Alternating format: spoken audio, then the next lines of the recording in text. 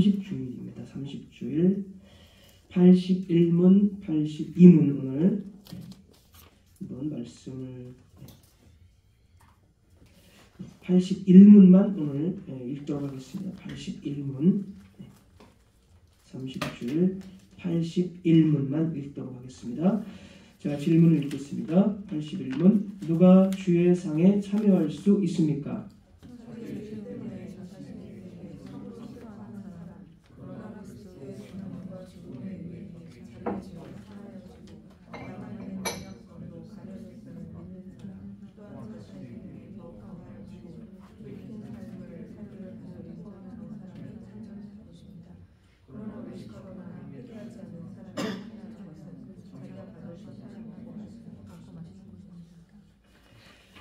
네, 오늘 성찬에 대해서 계속적으로 말씀을 전하겠습니다.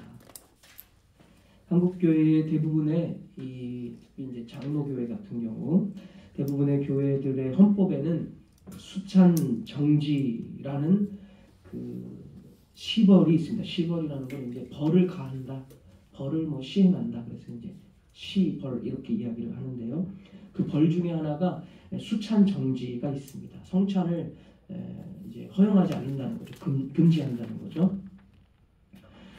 그런데 이제 이런 그 성찬 금지의 벌을 받는 거에 대해서 사실 거의 그렇게 벌을 받는 경우도 없고, 또 그런 성찬 금지의 벌을 받는다고 해도 성도들의 입장에서 보면 성찬에 참여 안 하는 게 무슨 큰 벌이야 하면서 아무런 그런 그 어떤 느낌도 없고 그 정도야 안 받으면 그만이지 이런 생각을 대부분 거의 다 할 것입니다.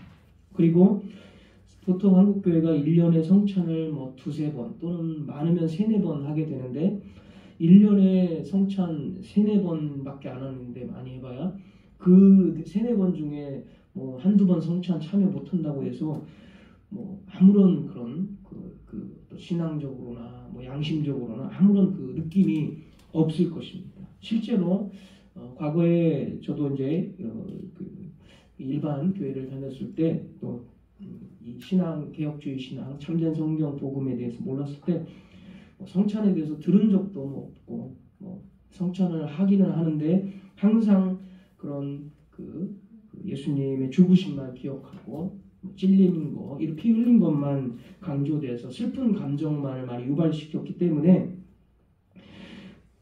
그리고 시벌 자체도 없었고, 그래서 성찬은 정말 한국교회에서 의미가 없는 그런 예식 중에 하나로 퇴색해 버린 것 같습니다.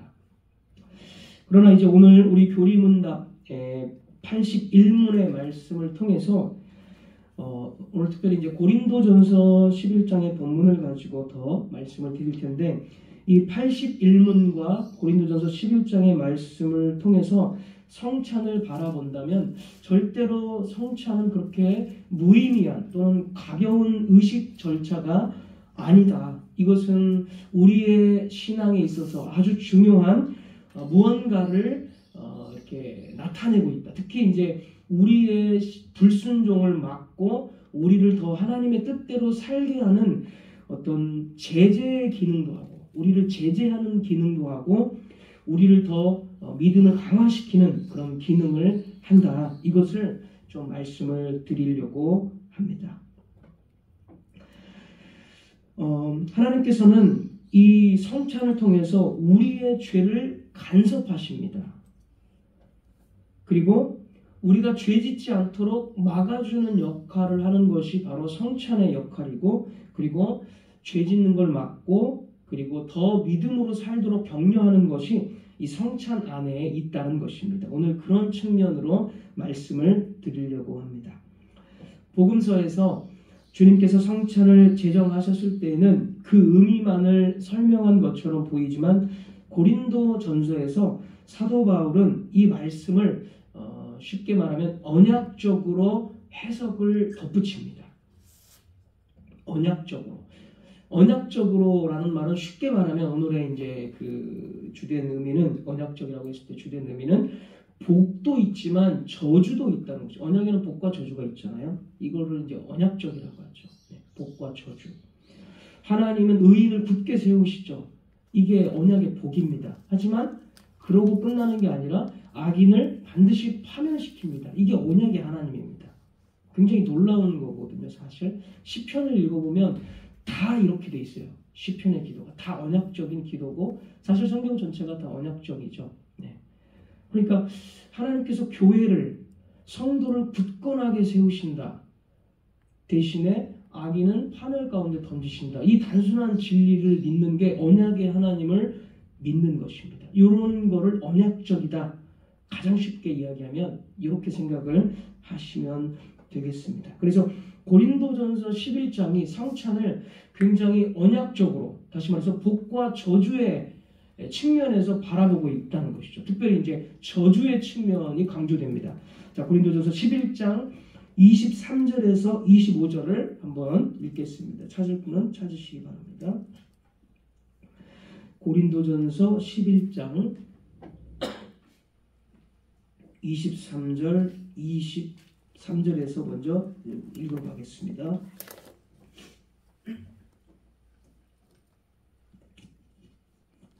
11장 23절, 25절까지 일단 읽겠습니다. 내가 너희에게 전한 것은 주께 받은 것이니 곧 예수께서 잡히시던 밤에 떡을 가지고 축사하시고 떼어 이르시되 이것은 너희를 위하는 내 몸이니 이것을 행하여 나를 기념하라 하시고 식후에 또한 그와 같이 잔을 가지시고 이르시되 이 잔은 내 피로 세운 새 언약이니 이것을 행하여 마실 때마다 나를 기념하라 하셨으니. 여기까지는 사실 주님께서 하신 말씀하고 별 차이가 없습니다. 주님께서 하신 것을 바울이 그대로 인용해서 기록을 했습니다. 그런데 이제 26절 보십시오. 이어지는 26절.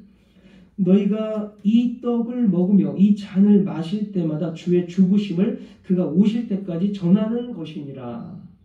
26절은 예수님의 설명이 아니고 이제 바울이 덧붙였습니다. 바울이 성령님의 감동하심을 입고 이 성찬을 이제 언약적으로 이제 좀 설명을 하기 위해서 덧붙였습니다. 26절을 덧붙였습니다. 주의 죽으심을 오실 때까지 전하는 것이다. 그리고 이제 27절부터 아주 이제 언약적으로 접근을 합니다. 27절. 그러므로 누구든지, 그러므로라는 것은 이것들에 대한 결론이죠. 결론. 그러니까 이것 때문에 뭐 이런 의미입니다. 그러므로 누구든지 주의 떡이나 잔을 합당하지 않게 먹고 마시는 자는 주의 몸과 피에 대하여 죄를 짓는 것이니라. 이거는 이제 언약의 저주입니다. 성찬이라는 것을 합당하지 않도록 참여하는 자는 죄를 짓는 것이다. 28절. 사람이 자기를 살피고 그 후에야 이 떡을 먹고 이 잔을 마실지니 주의 몸을 분별하지 못하고 먹고 마시는 자는 자기의 죄를 먹고 마시는 것이니라. 이제 더 많은 어떤 설명들을 덧붙이는데 이 주님의 성찬을 그냥 합당하지 않게 참여하는 것은 죄, 그러니까 언약의 저주를 말하는 것이기 때문에 바울은 여기서 28절 보면 자기를 살피라는 겁니다. 살피라는 것.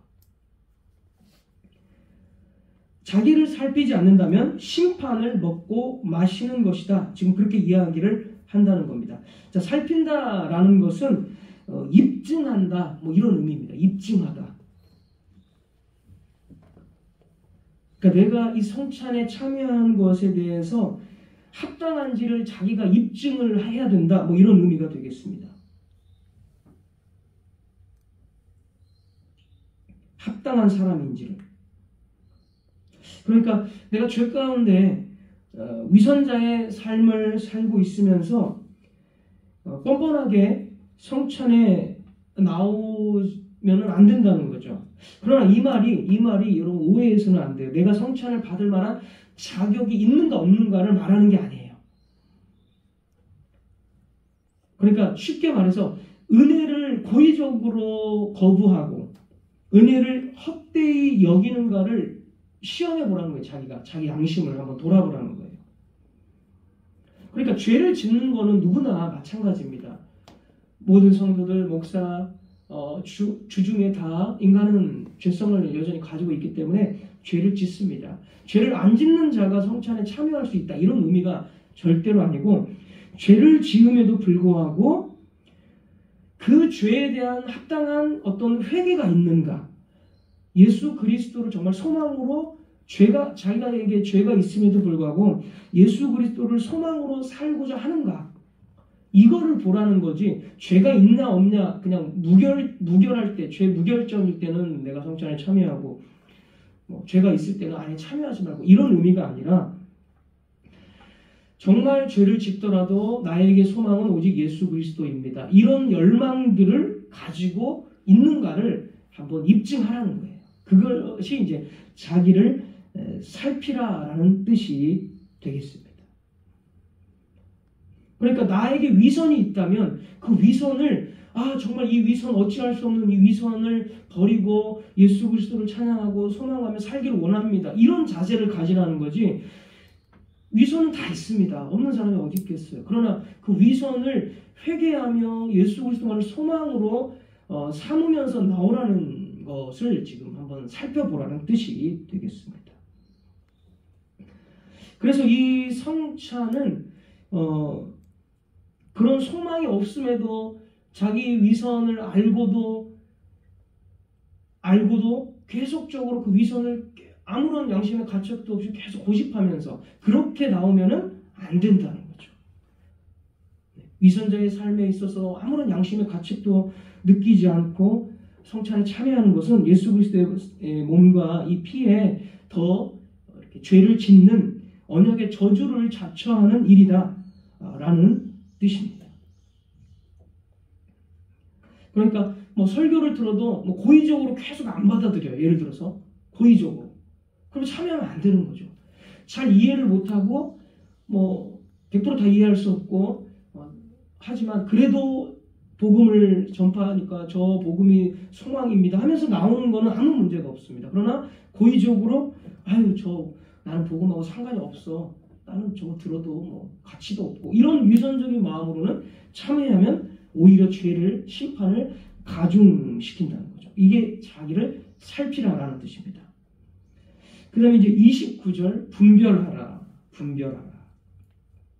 분별하라는 것은 이제 지난번에 이제 잠깐 말씀을 드렸는데 이 성찬이 주님을 먹고 마신다는 것에 대한 이게 어떤 의미인지 우리가 상징과 표시를 가지고 지금 주님의 살과 피를 먹는 것이지만 이 주님의 몸과 피를 먹는 게 나에게 어떤 의미를 가지고 있는지를 깨달은 것, 정확한 그 의미를 알아야 된다는 거죠.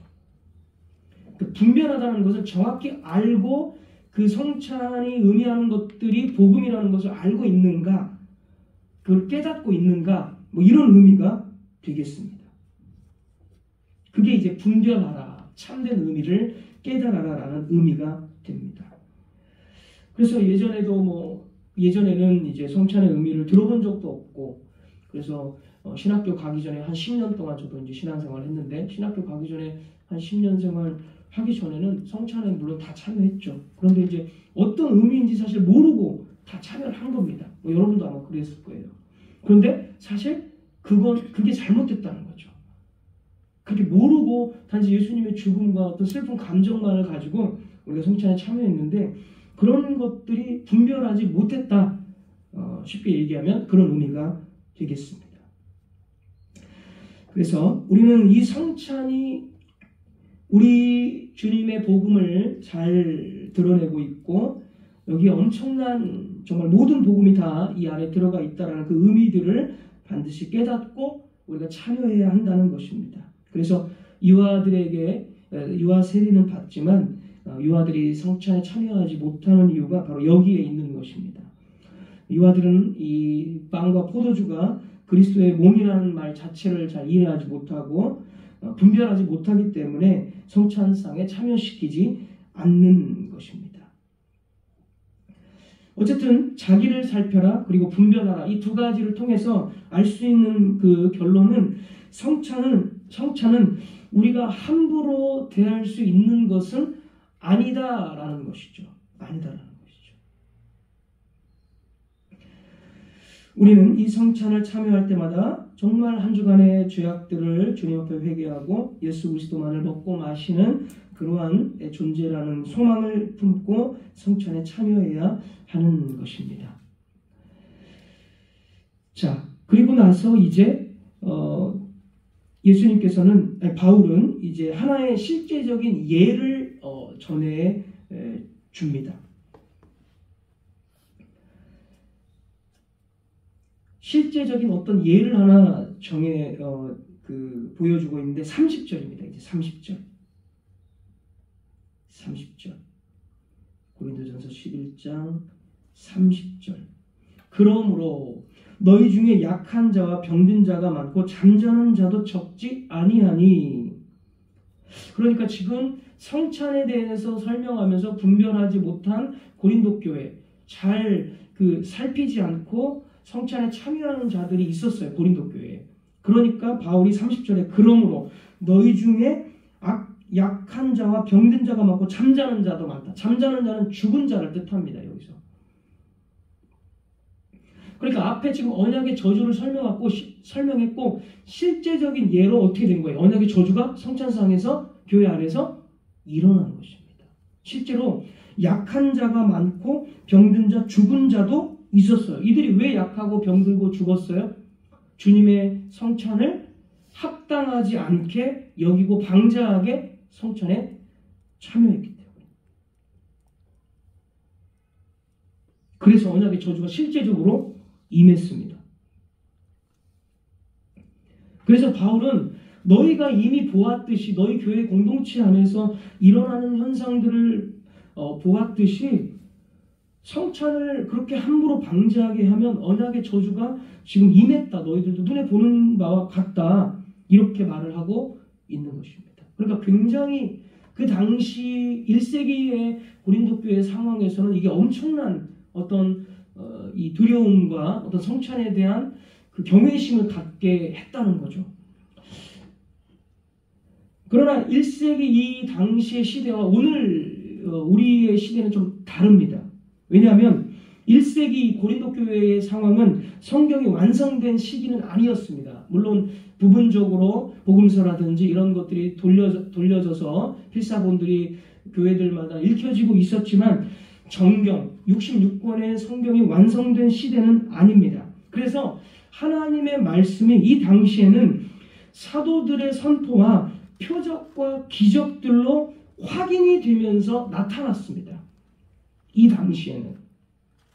그러니까 하나님의 말씀이 선포되고 그거에 대한 확증이 표적으로 나타나던 시기였습니다. 그게 고린도 교회 상황에 하나님의 성찬이 이런 거다. 합당하게 먹지 않으면 죄 짓는 것이고 언약의 저주가 임한다는 게 그 말씀이잖아요. 그 말씀이 표적으로 실제로 나타나 버렸어요. 죽는 자와 병든 자가 많이 있음을 보면서. 예를 들어서 그런 경우가 이제 이 1세기 여기에 많이 있잖아요. 뭐 아나니아 삽비라 같은 경우 거짓말 한 번 했는데 죽어버리잖아요. 네, 이런 경우 마찬가지입니다. 거짓말 한 번 했다고 하나님이 죽이시지 않잖아요. 오늘날에. 이때에는 사도들의 선포가 표적으로 뒷받침되는 그 시기였기 때문에 성경이 완성되지 않고 뒷받침되는 시기였기 때문에 아나니아와 삽비라가 거짓말 한 번 하고 죽어버립니다. 바울 역시 그 전도여행 갔을 때 마지막 그 3차 전도여행인가요? 그때 그 로마 쪽으로 이렇게 배가 파손해가지고 로마 쪽으로 가려고 할 때 독사에 물리잖아요. 근데 물렸으면 죽어야 되는데 안 죽어요. 바울의 어떤 그 복음의 선포를 표적으로 뒷받침해 주는 거. 1세기에는 이러한 시기였기 때문에 성경이 완성되기 이전 AD 70년 이전이었기 때문에 이런 사도들의 표적들이 따라왔다라는 것이죠. 그래서 실제로 고린도 교회에서는 언약의 저주가 표적으로 나타났습니다. 그래서 이 성찬은 보이는 말씀입니다. 보이는 말씀. 계속해서 우리가 말씀드렸죠. 성찬은 보이는 말씀이기 때문에 하나님은 이 보이는 말씀에 실제적인 표적을 뒷받침해 줌으로써 성찬의 권위와 성찬의 진리를 실제로 표적으로 입증을 하신 것입니다. 그래서 고린도 교회에 그렇게 그 언약의 저주가 실제적으로 임한 것입니다. 자, 오늘날에는 이제 물론 뭐 절대로 그러지는 않으시겠죠. 뭐 우리가 병든 사람이 있고 아픈 사람이 있고 뭐 죽은 사람이 있고 교통사고 난 사람이 있는데 저 사람이 성찬을 함부로 참여했기 때문에 저런 것이다. 이럴 수는 없죠. 왜냐하면 이제 성경이 완성된 시기에는 표적으로 말씀하는 게 아니라 표적으로 확인하는 게 아니라 성경 66권으로 확인을 하는 거기 때문에 1세기에는 말씀도 있지만 표적으로 확인하는 시대였고 오늘날에는 더 이상 표적과 기사로 저게 진리다 아니다를 판가름하는 시대가 아닙니다. 그러니까 오직 성경으로만 확인을 하는 시대이기 때문에 오늘날 우리가 약하고 병들고 어떤 사람이 교통사고 나고 어떤 사람이 뭐 죽었고 이런 것을 보고 저 사람 성찬을 제대로 참여하지 않았기 때문에 이렇게 해서는 안 된다는 것입니다. 그러면 오늘날의 그 표적이나 이런 걸로는 안 되고 성경으로만 확증하기 때문에 성찬의 권위나 성찬이 말하는 언약의 저주는 없을까요? 있다는 거예요. 여전히. 표적으로 진짜 죽고 병들고 이런 것은 아니지만 오늘날에도 언약의 저주, 즉 죄를 먹고 마시는 것이다. 심판을 먹고 마시는 것이다 라는 언약의 저주는 여전히 있다는 거죠. 그거는 여전히 진리입니다. 하나님의 인내와 자비 그리고 종말론적인 심판의 그 어떤 보류 이 유보 때문에 지금 심판이 당장 눈에 보이도록 드러나지 않을 수는 있습니다. 그러나 현대에도 여전히 언약의 저주는 있다라는 것이죠. 그러면 그런 언약의 저주는 어떻게 나타날까? 성찬을 방지하게 행하는 자들에게 있어서 언약의 저주는 어떻게 나타날까? 계속적으로 성찬을 방지하게 행하면 가장 확실한 것은 출교가 되겠죠. 출교. 네. 일단은 성찬을 참여하지 못하는 것도 되겠지만 가장 혹독한 언약의 저주는 출교입니다. 출교. 더 이상 교회의 회원이 아니라 그냥 일반인이다. 불신자와 같다. 이게 언약의 저주입니다. 가장 이제 최종적인 거예요. 그러나 그것뿐만이 아니라 우리가 계속 성찬을 방지하게 합당하지 않게 먹고 마신다면 우리는 영적인 무감각 그리고 실제적으로 공동체의 붕괴, 공동체가 붕괴된다는 거예요. 이런 거는 많이 나타날 수 있겠죠. 우리가 성찬에 대해 알지도 못하고 배우지도 않고 성찬을 어떻게 참여하는지 막 그런 그 어떤 주의 깊은 그런 행동도 없다면 교회 공동체가 붕괴된다는 거예요. 그게 언약의 저주로서 나타난다는 것입니다. 그리고 교회의 혼란. 영적인 침체, 거룩함의 상실, 하나님의 임재의 거두심 이런 것들이 다 이제 언약의 저주를 표적이나 문자 그대로 나타내는 게 아니라 이제 영적으로 나타나고 있다는 것입니다.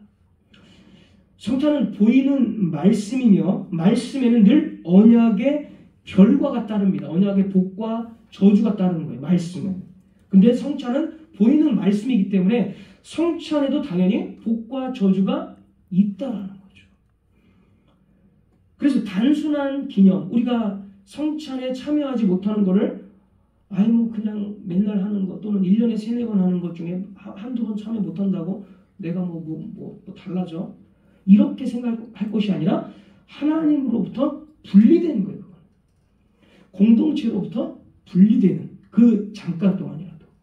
그게 성찬이 보여주는 언약의 저주라는 것입니다. 그런데 이거를 잘 알고 이런 언약의 저주와 성찬의 의미를 잘 안다면 하나님과 분리되고 공동체에 분리되는 것이 얼마나 무서운 어떤 형벌인지를 알게 되는데 이거를 모르면 뭐 성찬쯤이야. 그냥 안 먹으면 뭐 되지. 거의 모든 한국 교회는 이렇게 생각을 하고 있다는 것이죠. 실제로 성찬 그 수찬 정지는 행해지지도 않고 그러니까 성찬은 정말 너무나 중요한 은혜의 방편인데 은혜의 방편. 왜냐하면 성찬을 통해서 자기를 살피게 되죠. 내 믿음을 강화시켜주죠. 분별하는 것을 또 깨닫게 되죠. 그러니까 은혜의 방편이에요. 성찬을 통해서 주님께서 양심의 과책을 주면서 회개하게 만들고 지체들을 또 사랑하게 만들고 이게 성찬의 기능이고 죄를 덜 짓게 성찬에 참여하는 자가 죄를 짓고도 회개하지 않고 이러면 안 되잖아요. 그러니까 죄를 덜 짓게 만들고 이런 은혜의 방편인데 엄청나게 중요한 건데 은혜의 방편으로서 이런 기능들이 한국교회에서는 완전히 다 없어졌다는 거고 성찬은 그냥 정말 눈물이라 조금 한번 흘리는 그런 걸로 전락해 버렸다는 것이죠. 바울이 고린도전서 11장에서 바울이 고린도 교회에 대해 지적했던 성찬의 방자함, 즉 경외감 없이 또 분별 없이 참여했던 태도는 단지 그 시대의 문제만이 아니라 오늘 우리의 현실에서도 발견이 되는 것입니다. 그래서 우리는 성찬에 참여할 때 내가 합당하지 않게 또 내가 예수 그리스도를 소망하지 않으면서도 고의적으로 복음을 거부하면서 성찬을 참여하는 것은 오히려 저주 가운데 나를 내놓는 것이다. 그 저주 그런 그 잘못된 마음들 방자한 마음들이 쌓이면 결국에는 계속 이제 공동체가 분리되고 최종적으로는 하나님 나라에서 출교를 당하는 것이죠. 그래서 우리는 이 복과 저주를 기억하고 경외함으로써 성찬에 참여해야 되는 것입니다. 하나님은 여전히 자신의 언약을 우습게 여기는 자들을 책망하시며 그 징계를 눈에 보이는 방식으로도 물론 행하시지만 대부분은 이제 또 영적인 무감각이나 진리에 대한 둔감함, 교회 안에 분열과 미움 이런 것들이 이제 눈에 보이도록 나타나죠. 분열과 미움, 혼란, 교회의 애가 무질서되는 것은 나타나잖아요. 이런 식으로 나타나고 말씀을 들어도 이해하지 못하고 영적 무기력증에 빠지도록 놔둔다는 거죠. 그렇게 되면은 계속 언약의 저주로서 그런 상태에 있게 되면 이제 결국에는 예배가 형식적으로 되고 신앙도 역시 형식적으로 되고 그러면서 이제 교회와 멀어지고 교회도 빠지게 되고 그러다가 이제 불신자로 돌아가 버리는 것입니다. 그래서 이 성찬이 언약적이다. 언약적. 우리에게 복과 저주를 설명하고 있기 때문에 우리는 이 거룩한 성찬을 매주마다 참여함으로써 우리의 죄를 돌아봐야 되고 우리에게 위선이 있다면 즉시 회개하면서 다시 말씀드리지만 위선이 없을 수는 없잖아요. 우리 사람이라는 게 남들 앞에서는 더 신앙적으로 보이려고 하고 이런 거 다 있어요. 삶 속에서는 또 기도 생활도 게을리하고 말씀도 게을리하고 이런 게 다 있습니다. 이렇게 살지만 그럼에도 이 위선을 정말 하나님께 회개하고 다시 한번 위선을 고쳐달라고 그렇게 소망으로 나오면 하나님께서 나를 고쳐가시거든요. 그러면서 믿음이 더 강화되는 거고 이러한 마음으로 우리는 성찬을 참여해야 할 것입니다. 죽어서 그냥 천국 가는 그런 믿음은 이 세상에서는 아무런 영향을 주지 못합니다. 그러나 성찬은 실제 매주의 삶을 우리들을 돌아보게 만듭니다. 그래서 매주 한 주일 동안 내가 어떻게 살았지? 내가 회개하고 있는가? 내가 예수 그리스도를 소망하고 있는가? 이거를 돌아보게 만드는 장치, 은혜의 방편이 바로 성찬이라는 것입니다. 네, 말씀을 맺도록 하겠습니다. 성찬은 단순히 과거를 기억하는 기념이 아닙니다. 이는 그리스도의 죽으심을 선포하는 언약의 표징이며 부활하신 주님과 연합하고 공동체 안에서 한 몸을 이루는 자리입니다. 그렇기에 성찬에 참여하는 모든 성도는 자신의 내면뿐만이 아니라 공동체와의 관계, 하나님의 말씀 앞에서의 태도, 그리고 자신의 삶 전반을 돌아보며 두려움과 감사로 주님의 식탁에 나아가야 합니다. 물론 그렇다고 너무 두려워하면서 하라는 얘기가 아니에요. 독이 아니에요. 성찬은 복이지. 너무 두려워하고 아예 참여하기를 꺼려 이런 의미가 아니라 복입니다. 복. 네. 너무 두려워하고 꺼려하고 이런 의미가 아닙니다.